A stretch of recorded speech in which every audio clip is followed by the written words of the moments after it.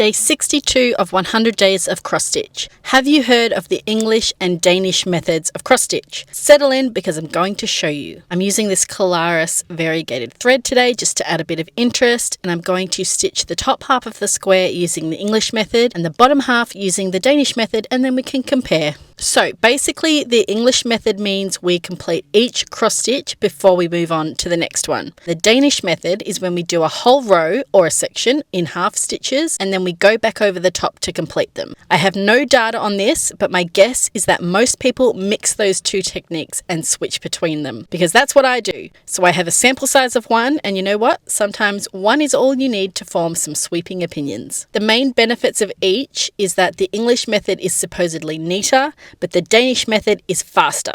So there's a choice to make there. And what else? So they're called the English and Danish methods because the one cross stitch at a time style was traditionally taught in England and it was in a lot of English craft publications, while the faster method was popular with Danish designers and was in a lot of their literature. It doesn't mean that the Brits or the Danes invented that particular style, it's just that they were published first, so they get the credit.